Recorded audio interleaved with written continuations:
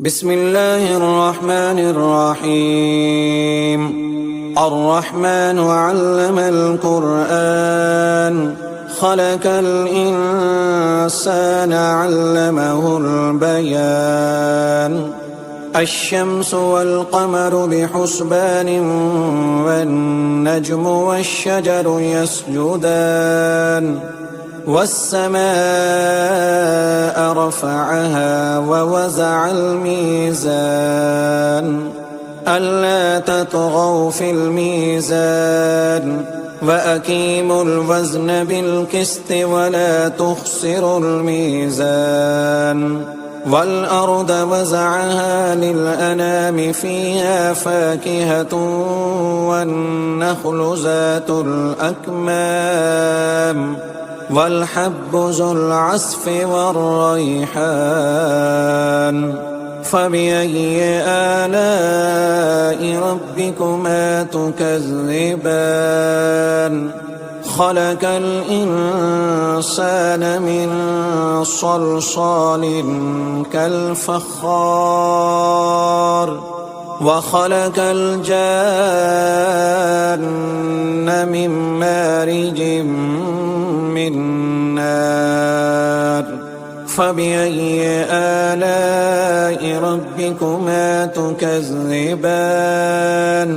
رب المشرقين ورب المغربين.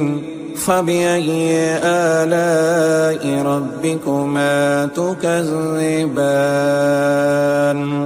مرج البحرين يلتقيان بينهما برزخ لا يبغيان.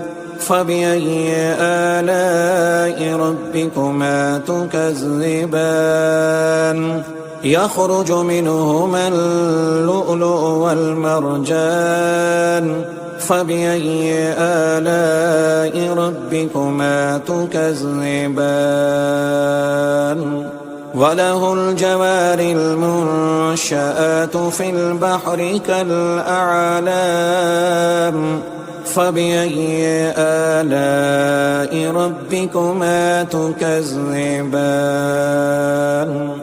كل من عليها فان ويبقى وجه ربك ذو الجلال والإكرام.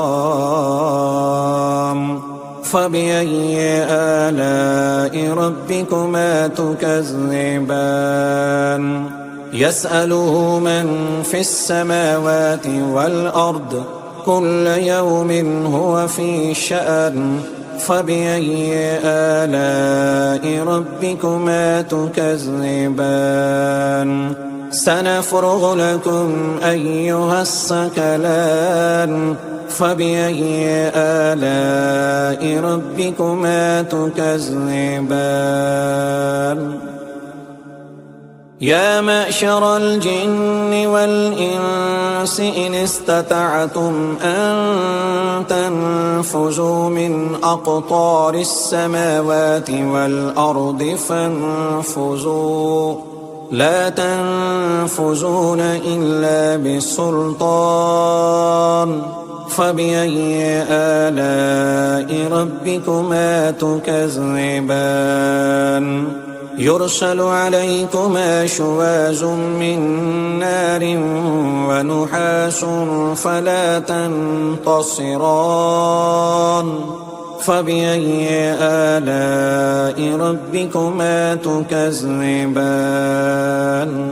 فإذا انشقت السماء فكانت وردة كالدهان. فبأي آلاء ربكما تكذبان؟ فيومئذ لا يسأل عن ذنبه إنس ولا جان. فبأي آلاء ربكما تكذبان؟ يعرف المجرمون بسيماهم فيؤخذ بالنواسي والأقدام. فبأي آلاء ربكما تكذبان هذه جهنم التي يكذب بها المجرمون يطوفون بينها وبين حميم آن فبأي آلاء ربكما تكذبان ولمن خاف مقام ربه جنتان فبأي آلاء ربكما تكذبان ذواتا أفنان فبأي آلاء ربكما تكذبان فيهما عينان تجريان فبأي آلاء ربكما تكذبان فيهما من كل فاكهة زوجان فبأي آلاء ربكما تكذبان متكئين على فرش بطائنها من استبرق وجنى الجنتين دان فبأي آلاء ربكما تكذبان فيهن قاصرات الطرف لم يطمثهن إنس قبلهم ولا جان فبأي آلاء ربكما تكذبان كأنهن الياقوت والمرجان فبأي آلاء ربكما تكذبان هل جزاء الإحسان إلا الإحسان فبأي آلاء ربكما تكذبان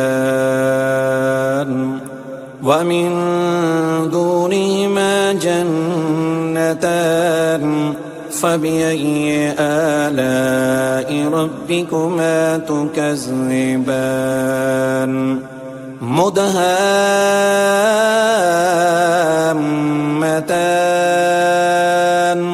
فبأي آلاء ربكما تكذبان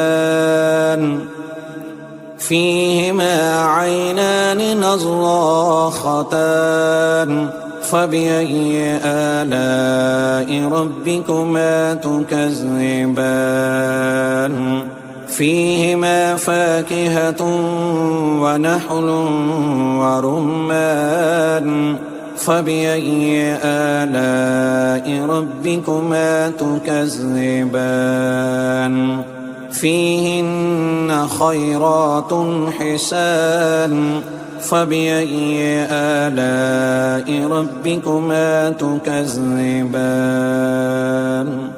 حور مقصورات في الخيام فبأي آلاء ربكما تكذبان لم يطمثهن إنس قبلهم ولا جان فبأي آلاء ربكما تكذبان